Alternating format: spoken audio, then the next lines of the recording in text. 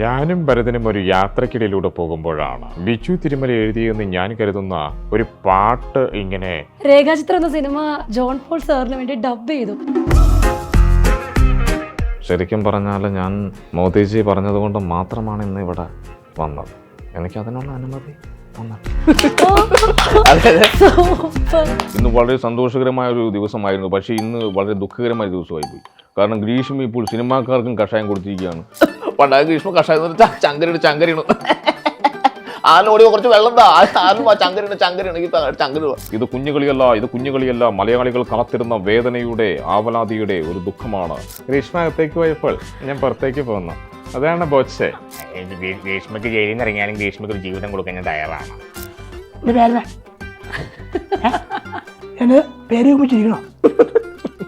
ഇതേപോലെ സൗണ്ടാണ് ഗ്രീഷ്മയുടെ. എന്റെ ശബ്ദമാണോ? അത് തന്നെയാണ് ഞാൻ കുടിച്ചത്. പിന്നെ എന്താ എനിക്ക് അറിയത്തില്ല.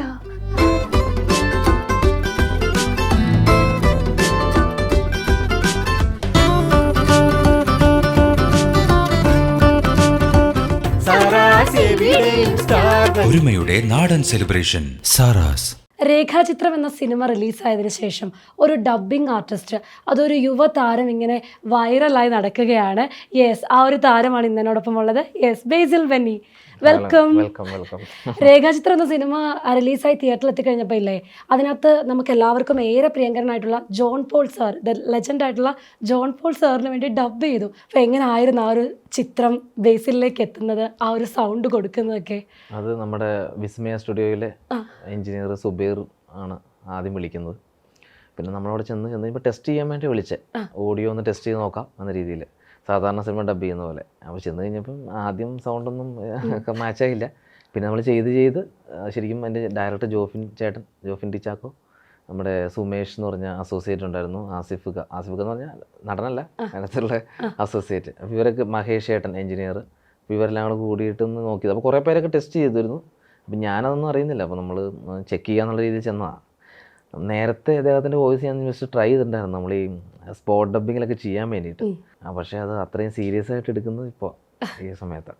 അതുപോലെ തന്നെ ഒരുപാട് നമ്മൾ കേട്ടിരുന്നു, അതായത് ഒരുപാട് പേര് ഓഡിഷൻ ചെയ്തതിന് ശേഷമാണ് ഈ ഒരു ശബ്ദത്തിൽ തന്നെ അവർ ഫോക്കസ് ചെയ്ത് ഇത് തന്നെ മതി, ഇത് സൂപ്പർ, അല്ലെങ്കിൽ ഇതാണ് വേണ്ടത് എന്നുള്ള ശബ്ദത്തിലേക്ക് എത്തിയത്. അപ്പം ആ ഒരു പ്രോസസ്സിങ് എങ്ങനെ ആയിരുന്നു?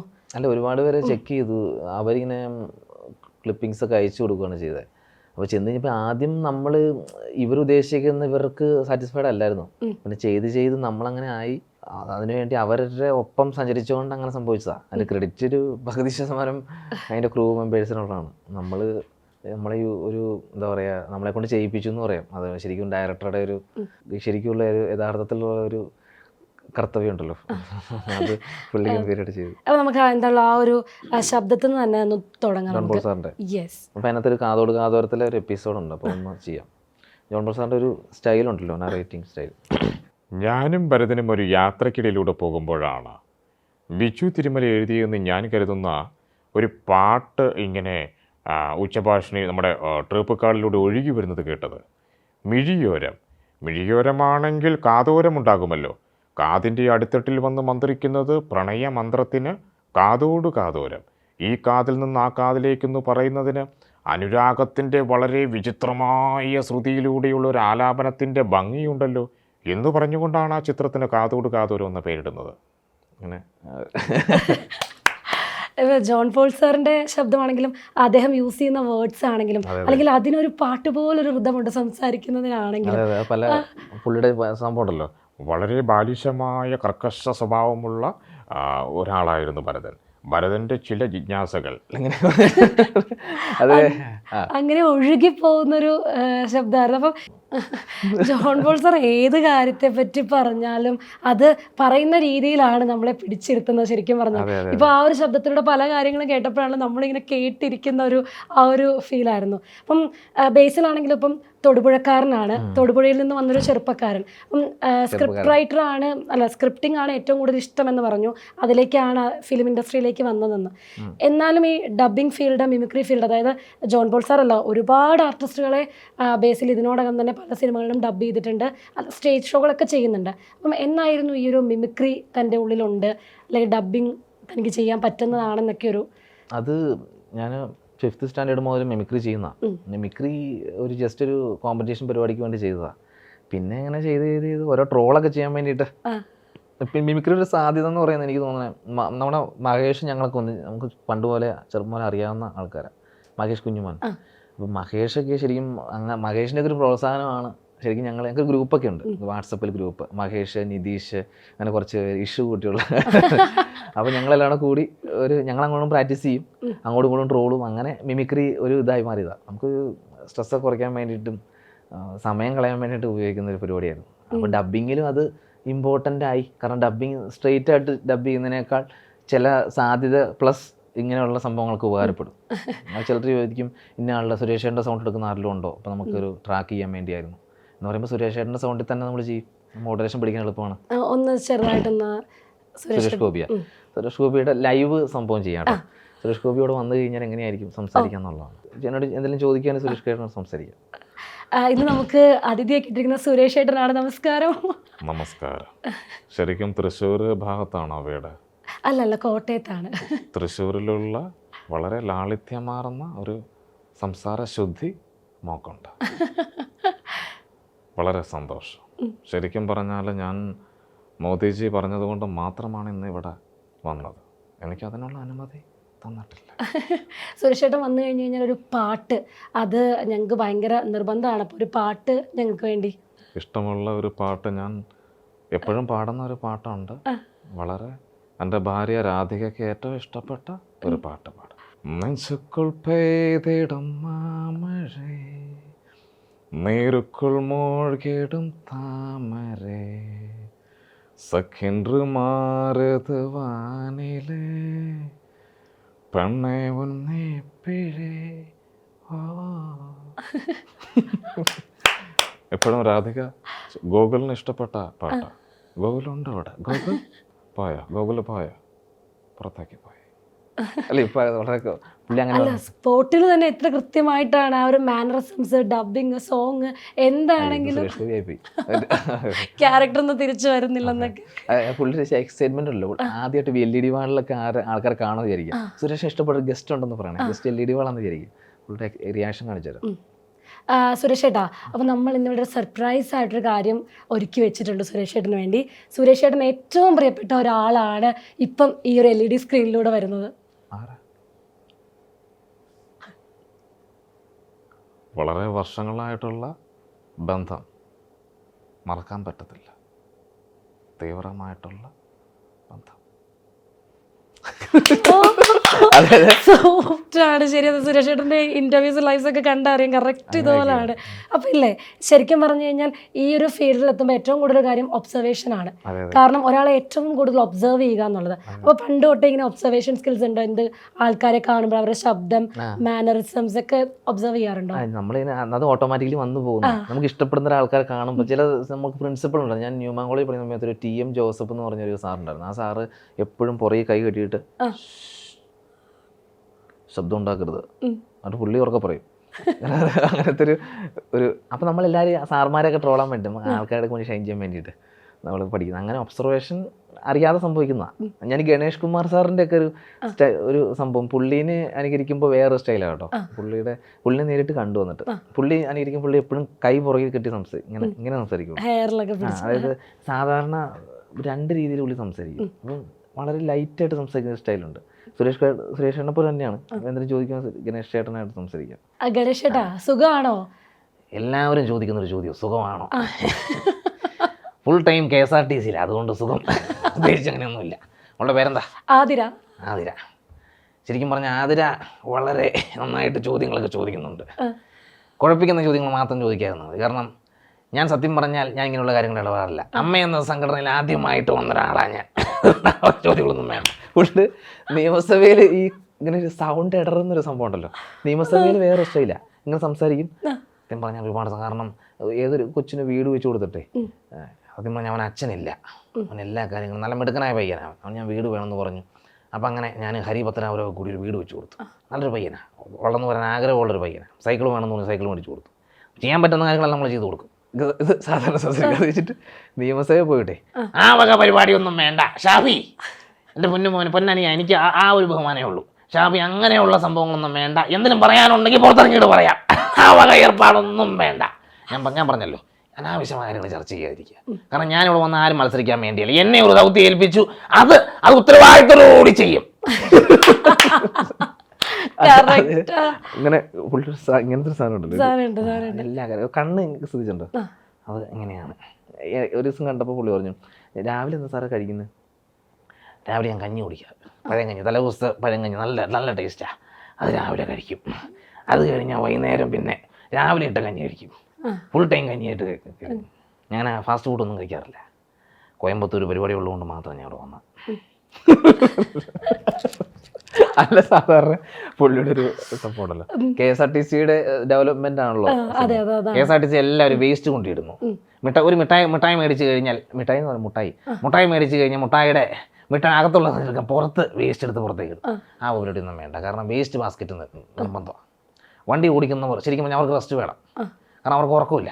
അത് ഉറങ്ങിക്കൊണ്ട് വണ്ടി ഓടിക്കാനുള്ള സംവിധാനം ഉണ്ടാക്കും. കാരണം ഡ്രൈവർമാർ ഒരിക്കലും ഉറങ്ങാത്ത ആൾക്കാർ അറിയില്ലേ? അതിനാ KSRTC കയറിയിട്ടുണ്ട്. KSRTC ഇതൊരു കയറാത്ത ഒരാളാണ്. ടിക്കറ്റ് എടുക്കാറുണ്ടോ? ടിക്കറ്റ് എടുക്കാത്തവരെല്ലാം നല്ല രീതിയിൽ നടപടി എടുക്കും. അപ്പോൾ ടിക്കറ്റ് എടുക്കുന്നതിന് പരാതി കേട്ടുന്നുണ്ട്. അയ്യോ, ഇത് ഗണേശേട്ടന്റെ മുന്നിൽ ഇതൊന്നും ചെയ്തില്ല കേട്ടോ. ഇതല്ല, അല്ല, ഞാൻ സാധാരണ രീതിയിൽ ഇതൊന്നും നമ്മൾ പറയാത്ത ആൾക്കാർ നമ്മൾ ഇങ്ങനെയൊക്കെ ചെയ്യുമ്പോഴാണല്ലോ നിങ്ങൾ ചിരിച്ചിട്ടുണ്ടല്ലോ. ഇങ്ങനെ ഇവര് പറയാത്ത സംഭവങ്ങൾ പറയുമ്പോഴാണ് സാധാരണ സംസാരിക്കുന്ന പോലെ ചെയ്യും. എല്ലാ സഹായത്തിനും കൂടെ ഉണ്ട്. മഹേഷിന് വീട്ടിൽ ചെന്നിട്ട് അത് ഇങ്ങനെ പറഞ്ഞിരുന്നു. അങ്ങനെയാ സൗണ്ട് പഠിച്ചത്. അത് ഞാനും മഹേഷ് എപ്പോഴും പറഞ്ഞോണ്ടിരിക്കും, എല്ലാ സഹായത്തിനും കൂടെ ഉണ്ടാവും, മഹേഷിന് എല്ലാ സഹായത്തിനും കൂടെ ഉണ്ടാവും കേട്ടോ, പേടിക്കണ്ട, ഒരു കാര്യത്തിനും പേടിക്കണ്ട, എല്ലാം കൂടെ ഉണ്ട്. ഞാൻ സ്വാമി ഒന്ന് വിളിക്കട്ടെ, നമ്മുടെ അമൃത സ്വാമി ഒന്ന് വിളിക്കാം, സ്വാമിയെ വിളിച്ചിട്ട് കാര്യങ്ങളെല്ലാം ചർച്ച ചെയ്യാം. കഴിഞ്ഞ ദിവസം സ്വാമി ഞാൻ കണ്ടായിരുന്നു. അപ്പം ഞങ്ങളിങ്ങനെ സംസാരിക്കും, ഈ സ്വാമി ഗോവിന്ദസ്വാമി അല്ലാതെ.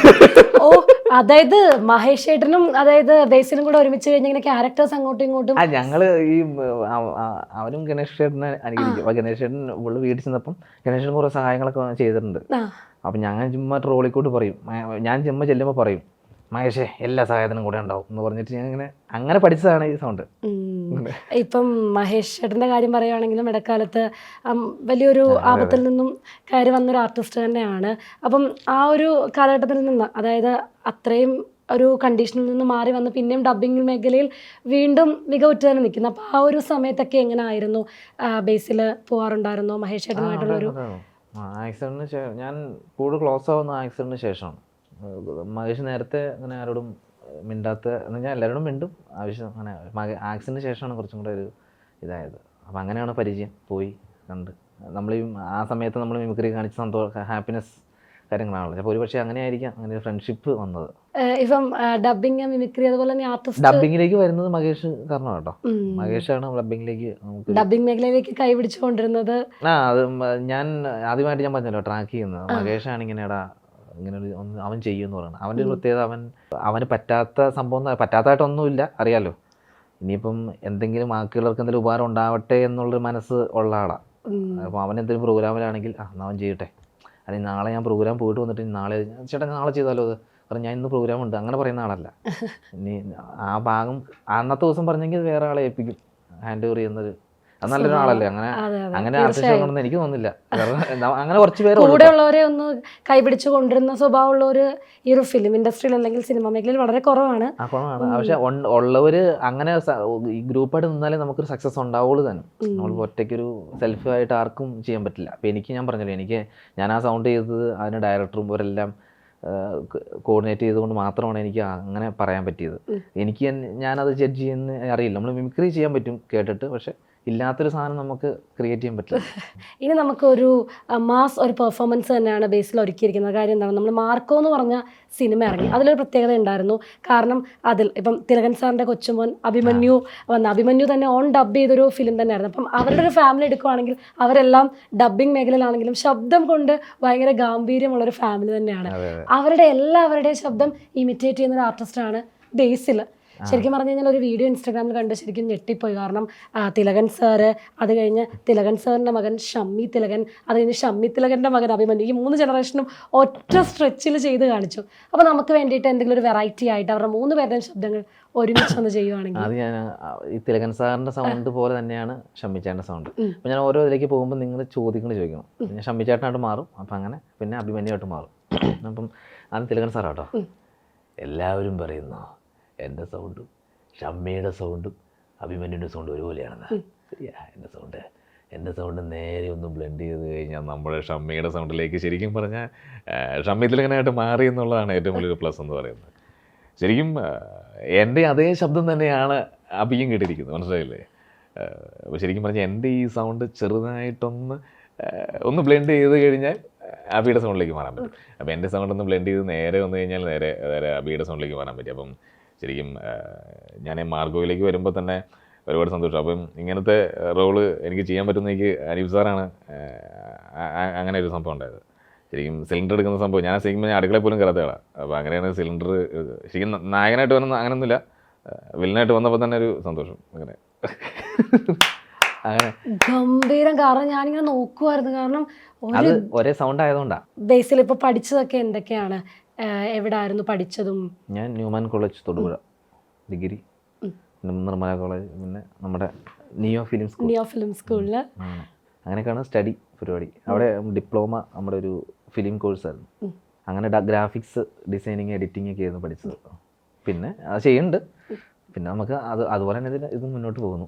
അതുപോലെ തന്നെ ഇപ്പോൾ ഒരു സൗണ്ടൊക്കെ ഇപ്പം ട്രൈ ചെയ്യുമല്ലോ, ഇപ്പം ഇന്ന സൗണ്ട് ചെയ്താൽ കൊള്ളാം അങ്ങനെയൊക്കെ ഒരു ഫിലിം കാണുമ്പോഴോ ഈ ആർട്ടിസ്റ്റിൻ്റെ വോയിസ് എനിക്ക് മാച്ച് ആവും അങ്ങനെയൊക്കെ തോന്നുമല്ലോ. അപ്പോൾ തോന്നിക്കഴിഞ്ഞ് കഴിഞ്ഞാൽ അത് ആദ്യം ആരുടെ അടുത്തായിരിക്കും ആ ഒരു ട്രൈ നടത്തുന്നത്? അത്യാവശ്യം കുഴപ്പമില്ലാത്ത നമ്മുടെ ഫ്രണ്ട്സിൻ്റെ അടുത്ത് പറയും, അത് ശരിയായില്ല, അല്ലെങ്കിൽ അവരപ്പം തന്നെ പറയും വേണ്ട ഇത് വേണ്ട. അത് കഴിഞ്ഞിട്ട് നമ്മളത് പ്രാക്ടീസ് ചെയ്ത് ചെയ്യുന്നതാണ്. അപ്പം ഈ അടുത്തിടയ്ക്ക് ഒരു വലിയ വിഷയമായിരുന്നു നമ്മുടെ ഗ്രീഷ്മയുടെ വധക്കേസ്. അപ്പം തൂക്കുകയറ് കിട്ടിയ ആ ഒരു സംഭവം. അപ്പം ഹാഷ്മിയുടെ ആണെങ്കിലും ഇപ്പം ന്യൂസ് വായിച്ച ഹാഷ്മി, ഇപ്പം ശ്രീകണ്ഠൻ സാർ ആണെങ്കിലും ഇപ്പം ഇവരുടെയൊക്കെ വോയിസ് അല്ലെങ്കിൽ പല സെലിബ്രിറ്റി ആർട്ടിസ്റ്റിൻ്റെയൊക്കെ വോയിസിൽ ആ ഒരു ന്യൂസും ബേസിൽ ചെയ്തിരുന്നു. അതെനിക്ക് തോന്നുന്നു അത്യാവശ്യം ഇൻസ്റ്റാഗ്രാമിൽ വൈറലായിരുന്നു. അപ്പം ഹാഷ്മിയുടെ വോയിസിൽ ആ ഒരു ന്യൂസ് ഒന്ന് അല്ല, അത് പിന്നെ കഷായം കൊടുത്തു കഴിഞ്ഞാൽ സിനിമാക്കാർക്ക് കഷായം കൊടുത്താൽ എങ്ങനെയായിരിക്കും ശ്രീകണ്ഠൻ സാർ. ഇപ്പോൾ കിട്ടിയ എല്ലാ പ്രേക്ഷകർക്കും സ്വാഗതം, മോർണിംഗ് ഷോയിലേക്ക് സ്വാഗതം. ഇന്ന് വളരെ സന്തോഷകരമായ ഒരു ദിവസമായിരുന്നു, പക്ഷേ ഇന്ന് വളരെ ദുഃഖകരമായ ദിവസമായി പോയി. കാരണം ഗ്രീഷ്മ ഇപ്പോൾ സിനിമാക്കാർക്കും കഷായം കൊടുത്തിരിക്കുകയാണ്. ആതിരയ്ക്ക് കഷായം കുടിച്ചിട്ടുണ്ടോ? എനിക്ക് ഏറ്റവും കൂടുതൽ വൈദ്യശാലകൾ അടച്ചിടാനുള്ള ഒരു നിയമ നടപടിയിലേക്കാണ് നമ്മൾ പോകുന്നത്. ഇപ്പോൾ ഗ്രീഷ്മ പലർക്കും കഷായം കൊടുത്തു. നമ്മൾ സൗബിന് കഷായം കൊടുത്തിരിക്കുകയാണ്. സൗബിന് ഇപ്പോൾ ലൈനിലുണ്ട്. സൗബിൻ പണ്ടായ ഗ്രീഷ്മ കഷായം ചങ്കരിയാണ് ആലോടി കുറച്ച് വെള്ളം എന്താ ആരും ചങ്കരിയാണ് ചങ്കരി ആലും കുറച്ച് വെള്ളം എന്താ കഷായം ചങ്ക് അങ്ങ് പൊട്ടുപോവാം. പ്രാങ്കൂർ ഷോപ്പിൻ്റെ ലോഞ്ചിന് വേണ്ടി പോയത്. അപ്പോൾ ചങ്കർ ഇപ്പോൾ ഇത് കുഞ്ഞുകളിയല്ല മലയാളികൾ കാത്തിരുന്ന വേദനയുടെ ആവലാതിയുടെ ഒരു ദുഃഖമാണ്. ഗ്രീഷ്മ കൊടുത്തിരിക്കുന്ന കഷായം ബോച്ചെ കഷായം കൊടുത്തു. ശരിക്കും ഗ്രീഷ്മ എനിക്ക് കഷായം തന്നില്ല. ഗ്രീഷ്മ അകത്തേക്ക് പോയപ്പോൾ ഞാൻ പുറത്തേക്ക് പോന്നു. അതാണ് ബോച്ചെ. അത് ഞാൻ ബോച്ചടി ചോദിക്കാം, ബോച്ചെ കഷായം കിട്ടിയോ? ബോച്ചയ്ക്ക് കഷായം കിട്ടിയില്ലേ? ഇല്ല, ഞാൻ കഷായം കുടിച്ചില്ല. കാരണം ബോച്ചെ കഷായം ഓൾറെഡി ഞാൻ ലോഞ്ച് ചെയ്യാൻ പോവാണ്. അപ്പോൾ ശരിക്കും ഞാൻ ഗ്രീഷ്മ പുറത്തേക്ക് പോരാൻ വേണ്ടി ആ സമയത്ത് ഞാൻ അകത്തേക്ക് പോയി. അപ്പോഴാണ് ഗ്രീഷ്മ വീണ്ടും പുറത്തേക്ക് പോകുന്നത്. ഗ്രീഷ്മ അകത്ത് പോയപ്പോൾ ഞാൻ വീണ്ടും പുറത്തേക്ക് പോകുന്നു. അതാണ് ബോച്ചെ. പക്ഷെ ആറാട്ടണ്ണൻ വരുമല്ലോ, ആറാട്ടണ്ണൻ അങ്ങനെയല്ല. ഗ്രീഷ്മയ്ക്ക് ജയിലിൽ നിന്ന് ഇറങ്ങിയാലും ഗ്രീഷ്മയ്ക്ക് ഒരു ജീവിതം കൊടുക്കാൻ ഞാൻ തയ്യാറാണ്. കാരണം ഞാൻ PhD ഉള്ള ആളാണ്. ഈ കഷായം കുഴപ്പമില്ല, ഒരുപാട് കഷായം കുടിച്ചിട്ടുള്ള ആളാണ് ഞാൻ. അതുകൊണ്ട് ഗ്രീഷ്മയ്ക്ക് പുറത്തേക്ക് കഴിഞ്ഞാൽ ഒരു ജീവിതം കൊടുക്കാൻ തയ്യാറാണ്. ആറാട്ടണ്ണ വന്നു വിനായകൻ്റെ. ശരിക്കും പറഞ്ഞാൽ കഴിഞ്ഞ ദിവസം ഉണ്ടായൊരു വിഷയം വേറൊന്നുമല്ല. ആ പെങ്കൊച്ച് ഗ്രീഷ്മ അല്ലേ, ഗ്രീഷ്മ തന്ന കഷായം കുടിച്ചിട്ടാണ് വയലൻ്റ് ആയത്. ഇനി മേലിൽ ഞാൻ കഷായം കുടിക്കില്ല. ഞാൻ ആ ഒരു തെറ്റിൻ്റെ പൊതുസമൂഹത്തോട് മാപ്പ് ചോദിക്കുകയാണ്. എല്ലാവർക്കും മാപ്പ്. എന്താ, ഇനി ഒരിക്കലും ഞാൻ ആ കഷായം കുടിക്കില്ല. അപ്പോഴേക്കും ബാല പറയും, ഒരുപാട് സന്തോഷം ഗ്രീഷ്മ. ശരിക്കും പറഞ്ഞാൽ കേരളത്തിലുള്ള എല്ലാ ആയുർവൈദ്യശാലകളും അടച്ചിരുന്നു. ആർക്കും കഷായം കുടിക്കരുത്. ഏറ്റവും കൂടുതൽ കഷായം കുടിക്കുന്ന വയസ്സായ അമ്മച്ചിമാരാണ്. ഒരിക്കലും കഷായം കുടിക്കരുത്. നിങ്ങൾ റിനയിൽ പോ, അല്ലെങ്കിൽ നിങ്ങൾ ഋഷിയിൽ പോ, അവിടെ പോയി ചികിത്സിക്കും. കഷായം കുടിച്ച് ജീവിതം നശിക്കരുത്. ആഫ്രിക്കക്ക് കഷായം കൊടുക്കുന്നുണ്ട്. ഇനി മോളെ കഷായം എന്ന് പറഞ്ഞാൽ അതിനകത്തേക്ക് കുറച്ച് കറുവപ്പട്ടയും ഗ്രാമ്പും കുറച്ച് ഏലക്കും കൂടെ മിക്സ് ചെയ്യണം. എന്നിട്ട് നല്ല നാടൻ വാറ്റ അതിനൊക്കെ മിക്സ് ചെയ്ത് കുടിക്കുന്നത്. എന്നിട്ട് നീയൊക്കെ ചങ്ക് കൂട്ടി ചാവം കൂടെ പണ്ടാരം ഇതുണ്ടോ. പിന്നെ അല്ലാതെ ചുമ്മാ കഷായം കുടിച്ചിട്ട് എങ്ങനെ ശരിയാവണേ. ഇതെല്ലാം മിക്സ് ചെയ്ത് കുടിക്കുമ്പോൾ പിന്നെ കുറച്ച് ബീഫിൻ്റെ ചെറിയ കഷ്ണം, നല്ല ആ ഒരു സെറ്റപ്പ് ഉണ്ടാവുള്ളൂ. എൻ്റെ പേരനെ എൻ്റെ പേര് ചോദിച്ചിരിക്കണോ? എനിക്ക് ഒന്നും പറയാനില്ല. കാരണം എന്താണെന്ന്, ഇതാണൊരു മിമിക്രി ആർട്ടിസ്റ്റിന്റെ കഴിവെന്നൊക്കെ. കാരണം എത്ര ഗംഭീരമായിട്ടുള്ള കണ്ടന്റ്. അല്ലേ ആ ചുമ്മാ പറഞ്ഞാണേ. അല്ല, ഇത് ഗ്രീഷ്മയുടെ സാധനം ഉണ്ട് ഇടയ്ക്ക്. ഗ്രീഷ്മ ഞാൻ എന്തോ ചെയ്തേ, ഞാൻ കുടിച്ചത് അത് തന്നെയാണ് ഞാൻ കുടിച്ചത്, പിന്നെ എന്തുവാ എനിക്ക് അറിയത്തില്ല. ഗ്രീഷ്മ ഇതേപോലെ സൗണ്ട് ആണ് ഗ്രീഷ്മയുടെ. ഇങ്ങനത്തെ ഒരു എന്റെ ശബ്ദമാണെന്നോ? ഞാൻ അത് തന്നെയല്ലേ കുടിച്ചത്, അറിയത്തില്ല, ഞാൻ കുടിച്ച സാധനം തന്നെയാണ് കുടിച്ചത്. ഇന്ന് എന്റെ ശബ്ദം നല്ല രീതിയിൽ പോയിരിക്കുക, നല്ല പനി അടിച്ചിരിക്കുകയാണെന്നൊക്കെ. അല്ല, അതിനകത്തൊരു ഓഡിയോ ഉണ്ട്. ഗ്രീഷ്മ പറയുന്നു കഷായം കുടിച്ച് എന്തിനാ ഗ്രീഷ്മ കഷായം കൊടുത്തേ എന്നുള്ള സെറ്റപ്പിൽ പറയുന്നു. അപ്പം ഇത് ചോദിക്കും, ശ്രീകണ്ഠ സാർ ചോദിക്കും, ഗ്രീഷ്മ ശരിക്കും കഷായത്തിൽ ഗ്രീഷ്മയുടെ കഷായത്തിൽ ഉപ്പുണ്ടായിരുന്നു. ശരിക്കും എന്തുവാണ് ഇങ്ങനെയൊക്കെ ചോദിക്കുന്നത്, എനിക്ക് അറിയത്തില്ല, ഞാൻ കുടിച്ചത് അത് തന്നെയാണ്, ഞാൻ എന്ത് ചെയ്യാനാണ്. അതൊരു വീഡിയോ ചെയ്തപ്പോൾ ഭയങ്കര റീച്ചായി. നല്ല രസമുണ്ടായിരുന്നു. കാരണം ചിരിച്ചിരിച്ച് മടുത്തു. കാരണം ഓരോ ആർട്ടിസ്റ്റുകളുടെയും അല്ലെങ്കിൽ ഈ ഒരു കണ്ടന്റ് ഒക്കെ, ഒരു മിമിക്രി എന്ന് പറയുന്നത് മറ്റൊരാൾക്ക് ആസ്വദിക്കാൻ അല്ലെങ്കിൽ ഒരാളെ ചിരിപ്പിക്കുക എന്നുള്ളൊരു എലമെന്റ് കൂടിയാണ്. അത് എത്ര ഗംഭീരമായിട്ടാണ് ബേസിൽ അത് കൈകാര്യം ചെയ്യുന്നത്. നിങ്ങൾ ലൈവായിട്ട് കണ്ടപ്പോൾ ഞാൻ ഇങ്ങനെ ആലോചിക്കുമായിരുന്നു, ഒരു നിമിഷം ഓപ്പോസിറ്റ് ഇരിക്കുന്ന ആളെ എന്റർടൈൻ ചെയ്യാൻ പറ്റുക എന്ന് പറയുന്നത് അത്ര നിസ്സാരമായിട്ടുള്ളൊരു കാര്യമല്ല. അപ്പോൾ വളരെ ഗംഭീരം. അതിനിടയ്ക്ക് എന്റെ ശബ്ദമൊക്കെ ഇമിറ്റേറ്റ് ചെയ്യാനൊക്കെ നോക്കിയെന്ന്. അപ്പം എന്റെ ശബ്ദം കിട്ടുമോ ശരിക്കും ബേസിൽ? അത് തന്നെ സൗണ്ട് അല്ല, ശരിക്കും പറഞ്ഞാൽ അങ്ങനെയാണല്ലോ സംസാരിച്ചിട്ടില്ല. ഞാൻ എന്തൊരു മിമിക്രി എന്ന് പറയുന്നത് ശരിക്കും പറഞ്ഞാൽ മറ്റുള്ളവരെ നമ്മൾ എൻകറേജ് ചെയ്യാൻ പറ്റുന്ന ഒരു സംഭവമാണെന്നുള്ളത് ഇപ്പോഴാണ് എനിക്ക് മനസ്സിലായത്. ബേസിൽ ശരിക്കും പറഞ്ഞാൽ എനിക്ക് വളരെ, കാരണം ഓപ്പോസിറ്റ് നിൽക്കുന്ന ആൾക്ക് എങ്ങനെ അയാളെ എൻ്റർടൈൻ ചെയ്യിപ്പിക്കുന്നത് ഭയങ്കര വലിയൊരു കാര്യമാണ്. അങ്ങനെ നേരത്തെ അങ്ങനെ ചെയ്തിട്ടുണ്ടോ? ഇത് എന്നെ കളിയാക്കുന്നതാണ്. ഇടയ്ക്ക് ഞാൻ ഇന്റർവ്യൂവിനിടയ്ക്കൊക്കെ വയ്യാത്തതാണല്ലേ? ഇന്ന് തൊണ്ട അടഞ്ഞിരിക്കുവാണ്, ആ ഒരു ശബ്ദമാണ്. ഞാൻ ആ സൗണ്ട് എടുത്തു, അപ്പൊ എനിക്ക് അല്ലാത്ത സൗണ്ട് എടുക്കാൻ പറ്റില്ല കേട്ടോ. അല്ലാത്ത സൗണ്ട് കുറച്ച് പാടാണെന്നൊക്കെ. അപ്പൊ ഇന്ന് അടഞ്ഞിരിക്കുന്ന സൗണ്ട് കറക്റ്റായിട്ട് ചെയ്തോ, നിങ്ങൾ കമന്റ് ചെയ്യുക കറക്റ്റായിട്ട് ചെയ്തോ എന്നൊക്കെ. അപ്പൊ എന്താണെങ്കിലും ബേസിൽ ശരിക്കും ഒരു എനർജി പാക്ക്, അല്ലെങ്കിൽ ഒരു എന്താ പറയുക, ഒരു കംപ്ലീറ്റ് എന്റർടൈനർ ആണ്. ആക്ടിങ്ങിലേക്കൊക്കെ വരാൻ താല്പര്യം ഉണ്ടോ? അതെന്ത് ചോദ്യമാണ്. എല്ലാരും പറയണതുകൊണ്ടേ ആക്ടിങ് അഭിനയിക്കാനാണ് ഇഷ്ടം. അങ്ങനെയല്ല, അഭിനയിക്കാൻ ചാൻസ് കിട്ടിക്കഴിഞ്ഞാൽ കിട്ടും. ഇടയ്ക്കൊരു ശ്രമം നടത്തിയിരുന്നു. അതിനുവേണ്ടി ഓഡീഷൻ ഞാൻ പോയിട്ടൊന്നുമില്ല. ഇല്ല, ഞാനിപ്പോൾ നമുക്ക് പറ്റുന്നൊരു സംഭവമാണെങ്കിൽ നീ ഒന്ന് ചെയ്ത് നോക്ക് എന്ന് പറയുകയാണെങ്കിൽ നമുക്ക് ചെയ്യും. ഇപ്പോൾ ഒരുപാട് പ്ലാറ്റ്ഫോംസ് ഉണ്ടല്ലോ നമുക്ക്. ഇപ്പോൾ സോഷ്യൽ മീഡിയയിലൊക്കെ ആണെങ്കിൽ നമുക്ക് എന്തെങ്കിലും റീലൊക്കെ ചെയ്തിട്ട്, റീൽ എന്ന് പറഞ്ഞാൽ നമ്മൾ തന്നെ അഭിനയിച്ചൊക്കെ ചെയ്തിട്ട് അങ്ങനെയൊക്കെ നോക്കുന്ന സംഭവമുണ്ട്. പക്ഷേ ഓഡീഷന് പോകുന്ന പരിപാടിയൊക്കെ കാലം പോയല്ലോ. നമുക്ക് പറ്റുന്ന സംഭവമാണെങ്കിൽ വിളിക്കായിരിക്കും. ഞാൻ സ്ക്രിപ്റ്റിങ്ങിലാണ് ഇപ്പോൾ ഫോക്കസ് ചെയ്യുന്നത്. അപ്പോൾ അതിൻ്റെ പരിപാടി എങ്ങനെ പോകുന്നു, സ്ക്രിപ്റ്റിംഗ് കാര്യങ്ങൾ, അതിന്റെ പിച്ചിങ് കാര്യങ്ങൾ നടക്കുന്നു. നമ്മുടെ ശ്രീകാന്ത് മുരളി സാറിന് നമ്മൾ എന്നെ അറിയില്ല, നമ്മുടെ സിനിമയിലൊക്കെ ഉണ്ട്. പുള്ളിയാണ് നമ്മൾ ആദ്യം പിച്ച് ചെയ്തത്.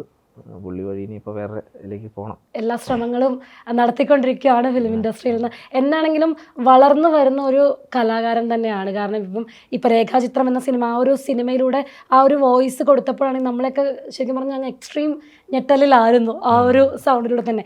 ഇപ്പോഴാണെങ്കിലും അതെ, ഒരുപാട് ആർട്ടിസ്റ്റുകളെയാണ് ബേസിൽ ഇമിറ്റേറ്റ് ചെയ്യുന്നതും ഓൺ ഡബ് ചെയ്യുന്നതും സിനിമകളിലൊക്കെ. എന്താണെങ്കിലും ഇതുപോലെ തന്നെ എല്ലാവരും എൻ്റർടൈൻ ചെയ്തുകൊണ്ടിരിക്കാൻ വേണ്ടിയിട്ട് ബേസിലിന് സാധിക്കട്ടെ എന്ന് ആശംസിക്കുന്നു. ഉടൻ തന്നെ സിനിമയിലും അഭിനയിക്കാൻ പറ്റട്ടെ എന്ന് ആഗ്രഹിക്കുന്നു. Thank you so much. Thank you. ഒരുമയുടെ നാടൻ സെലിബ്രേഷൻ സാറാസ്.